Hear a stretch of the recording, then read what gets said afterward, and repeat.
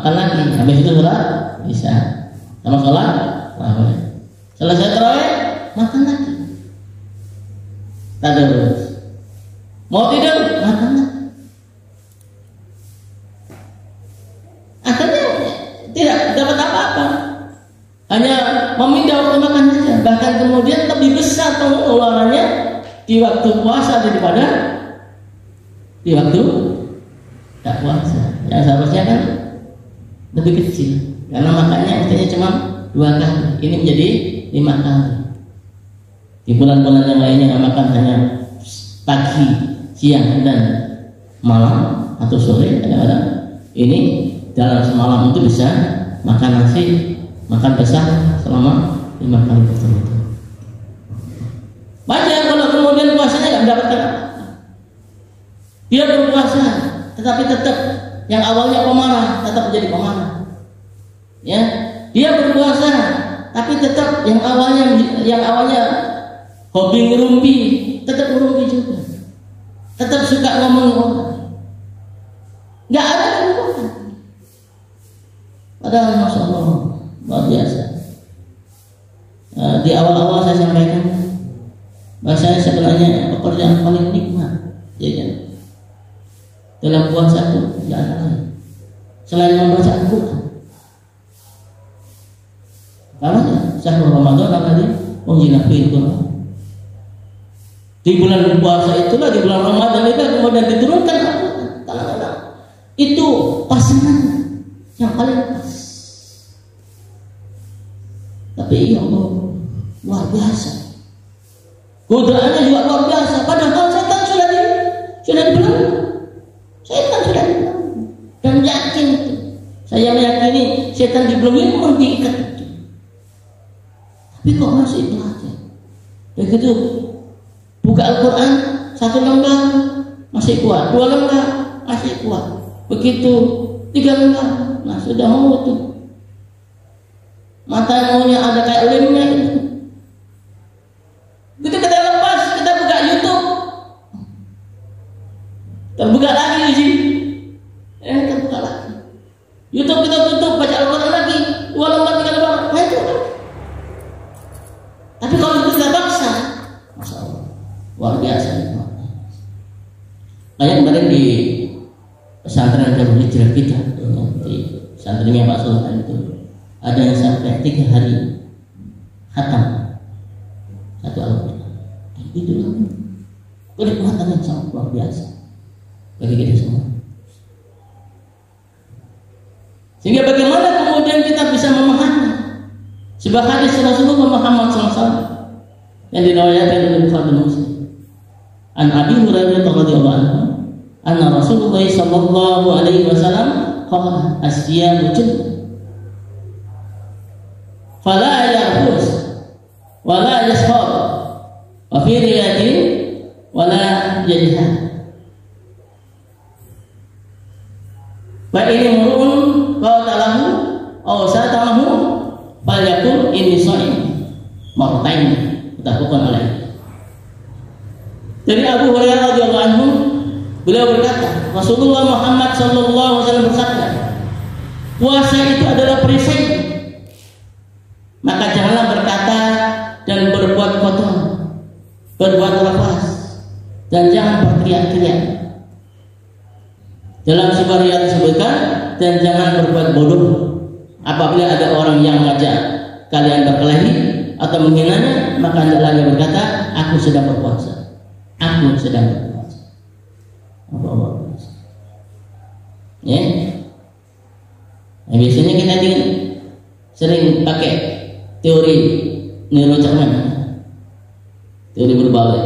Kalau ada orang maki ya kita maki balik. Ya. Kalau ada orang ngolok ya kita ngolok balik. Di mana puasa kita kalau ada begitu? Nah, di situ kita berlatih. Nanti bagaimana menjadi seorang muslim yang sempurna. Karena bagi seorang sufi sangat luar biasa puasa. Dan kita berusaha tidak sekedar puasa khusus. Orang-orang gerakan seperti guru-guru seperti kita yang membina santri. Yang santri ini kemudian ada yang anak-anak, ada yang remaja, bahkan ada yang dewasa. Itu betul-betul mesti latihan. Tidak sekedar puasa khusus. Maksudnya kita sudah meningkat menjadi puasa khusus, khawas. Seperti puasanya para sufi. Sehingga kemudian Rasulullah Muhammad SAW di hadis yang lainnya menyampaikan menegaskan, ya, man yanda qawla zur wa amala bihi wal jahla falaysa lillahi hajatan ayyada ta'afu wa shaum. Barang siapa yang tidak bisa meninggalkan perkataan zur, perkataan dusta, perkataan yang sia-sia, ya, perkataan yang tidak ada gunanya, perkataan yang lagu, perkataan yang harus bermain-main saja, dan berbuat jahil, berbuat kebodohan, ya, maka Allah tidak butuh atas usahanya dalam menahan rasa lapar dan dahaga. Masya Allah, ya. Jadi memang amalan-amalan kita, perbuatan-perbuatan kita, tindakan-tindakan kita itu harus kita pikir dulu. Kita sudah harus terbiasa mikir dulu baru ngomong. Bukan kalau orang-orang kampung kan, ya, yang penting terucap, yang penting berbuat. Nanti kalau ada imbasnya dipikir belakang. Nah, kita tingkatannya seperti itu. Harus berpikir dulu baru ngomong, berpikir dulu baru berbuat.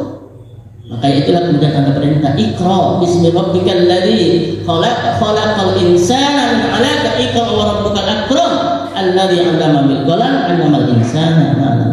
Perbuatan kita, omongan kita, tindakan kita karena berdasarkan perencanaan. Iqra dulu, mikir apa yang kemudian kita harus omongkan, apa yang kemudian harus kita perbuat. Nah, puasa ya, Masya Allah. Puasa itu mengajarkan ke semua, tidak sekedar bukan kan? Jadi ketika kemudian kita dengar azan Allahu Akbar pada maghrib itu kita senang, kita gembira. Bukan senang gembira seperti anak kecil, tidak, karena kita telah memenangkan pertarungan pada hari itu. Tidak sudah memenangkan pertarungan kita mencegah makanan itu, tidak, tapi juga memenangkan pertarungan, mengalahkan hawa nafsu kita. Karena dengan puasa itu kita membiasakan diri membersihkan jiwa dan nafsu, sekaligus yang disebut dengan, ya, tadi itu membangun jiwa. Dengan puasa itu kita berusaha membangun jiwa. Tazkiyatul nafs masih jauh, Masya Allah, masih banyak kotoran-kotoran dalam hati-hati kita. Itulah kita bersihkan. Kadang-kadang kita ini, Masya Allah, ya, merasa berbuat itu masih sering. Sehingga kalau ada orang lain mengkritik kita sedikit saja, Masya Allah, kan lillahi ta'ala katanya, masih harus banyak berbuat, ya. Maka proses pembersihan ini harus dilakukan dengan menghentikan perilaku dosa, perilaku maksiat. Tidak sekedar itu perilaku yang sia-sia. Masya Allah, puasa tapi satu hari penuh nonton YouTube.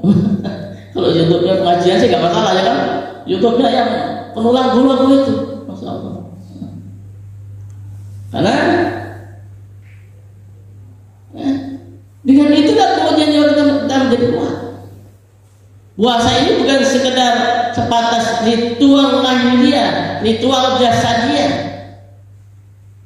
tetapi bagi para sufi, puasa ini adalah proses untuk taholi, tahalli, dan tajalli. Masya Allah. Mana itu, Pak? Apa taholi mana? Lulusan Islamudin. Kuat sama ngaji kitabnya aja. Alul kitab. Jadi bagi para khawas dan khawas itu harus sampai tingkat yang besar. Puasa ini adalah proses untuk takholi, tahali, dan tajalli. Proses untuk membebaskan diri kita dari sifat-sifat tercela, sifat-sifat yang tidak ada gunanya, sifat-sifat yang sia-sia, sifat-sifat yang cenderung mengajak kita ke curang-curang. Itu takholi. Kalau kita sudah bisa terbebas dari sifat-sifat yang terjadi, baru kemudian kita menuju proses datang, mengisi jiwa-jiwa kita itu dengan jiwa-jiwa yang indah, jiwa-jiwa yang terbaik, sifat-sifatnya penuh kasih sayang. Ya, Masya Allah. Jadi sampai-sampai kata-kata dusta itu betul-betul tidak diperbolehkan oleh Rasulullah Muhammad SAW, walaupun untuk main, walaupun untuk sekedar guyon.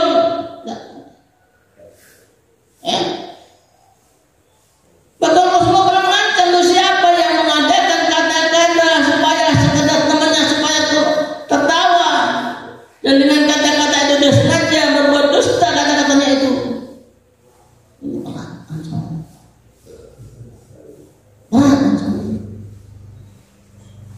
Yang itu kadang-kadang kita pikir biasa-biasa saja. Takholi, terbebas dari perbuatan-perbuatan tercela, sifat-sifat yang buruk, kemudian kita hiasi dengan sifat-sifat yang baik. Lebih sayang kepada Allah, lebih terbuka berteman, menghindari perbuatan-perbuatan yang sia-sia, kemudian kita isi dengan perbuatan-perbuatan yang karena nggak bisa campur itu antara minyak dengan air. Nah, dengan proses takholi dan tahallul kemudian kita bisa saja melihat Allah itu ada dalam hati kita, melihat Allah itu ada dalam dada kita, sehingga kita sampai kepada tingkatan ihsan. Ma huwa ihsan? Al-ihsanu an ta'budallaha ka'annaka tarahu fa in lam tarahu fa'innahu ya. Anta Allah, hendaklah kamu sekalian beribadah kepada Allah, dan segala kegiatan kita, segala tindak laku kita dalam kehidupan sehari-hari ini dalam rangka untuk ibadah. Qul inna salati wa nusuki wa mahyaya wa mamati lillahi rabbil alamin. Tidak ada yang tidak untuk Allah, sehingga kita merasa senantiasa diawasi oleh Allah.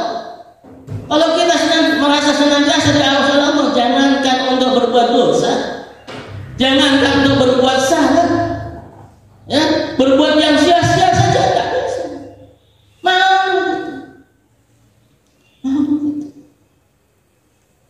Malu kita kalau sudah berbuat untuk diri kita sendiri. Sedangkan Rasulullah Muhammad SAW harus berkhutbah di gua Hira dalam kondisi berada di puncak kejayaannya, di puncak kekayaannya. Mengapa Rasulullah itu? Kaya raya, tidak kurang apa-apa. Masya Allah, harus naik buat orang, turun untuk masuk. Tahu-tahu itu. Sehingga ikhwan fillah rahimahullah, mudah-mudahan proses puasa kita kali ini bisa mengantarkan diri kita sendiri, sehingga jiwa kita terbangun untuk lebih peduli. Ketika ini saya ajak teman-teman untuk senantiasa berdoa bersama di malam-malam itu. Doa setiap denyut nadi kita, setiap gerakan kita. Bagaimana kemudian kita bisa menghantarkan generasi-generasi kita suatu saat memimpin negeri ini dengan wahyu Allah SWT. Jadi baldatun thayyibatun wa rabbun ghafur, dipimpin oleh orang-orang yang bisa berkuat. Alhamdulillah kita sudah bisa membangun masjid pelan-pelan, insya Allah mudah-mudahan Mudah-mudahan 1 tahun. Bayarnya juga ya, bayarnya juga karena ada proyek yang sebentar lagi nunggu kita.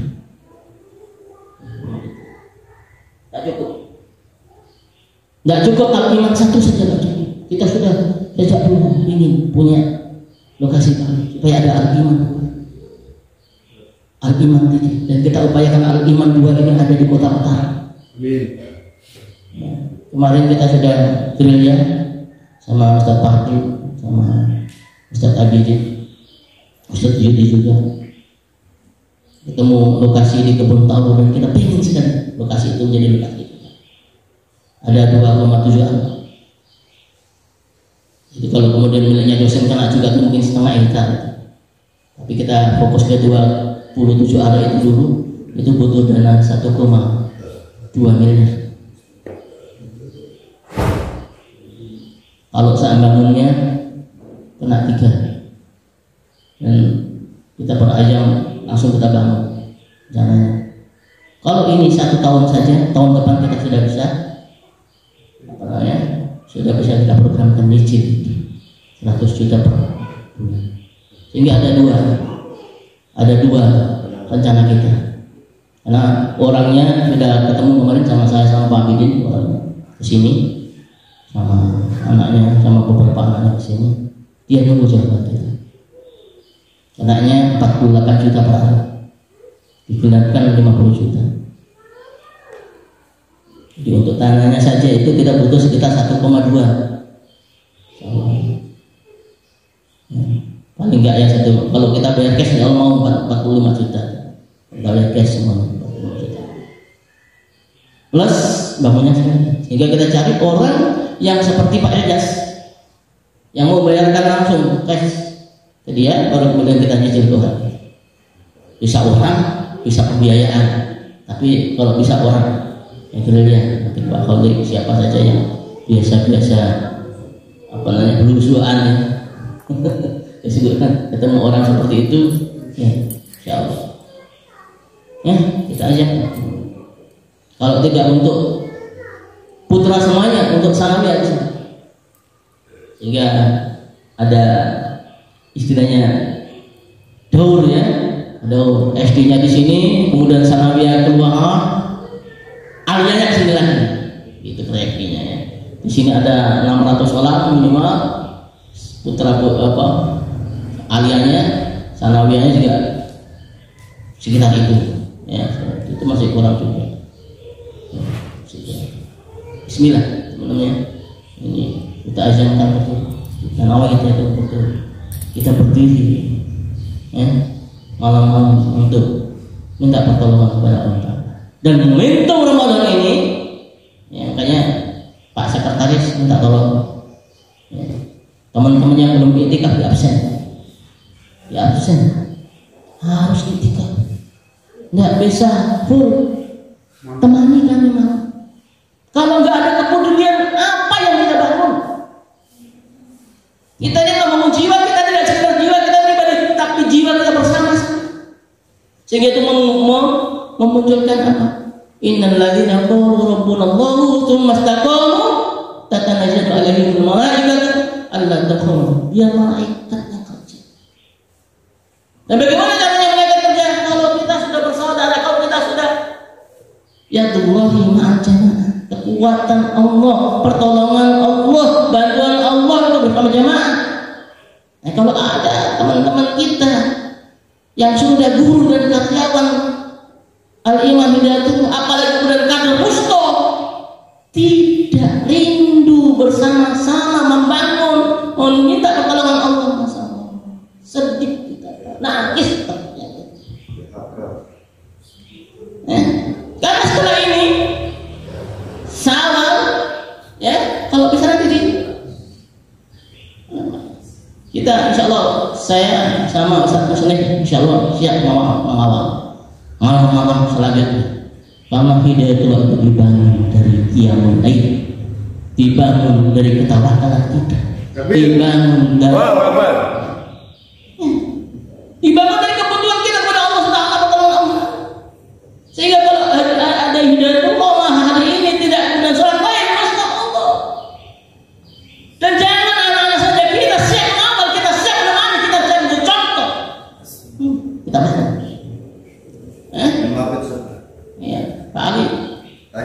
hujan dari malam. Ada jas hujan, belum hujan guru ya. Pokoknya itu Pak Muhammad sekretaris saya minta guru-guru dan karyawan yang tidak iktikaf absen.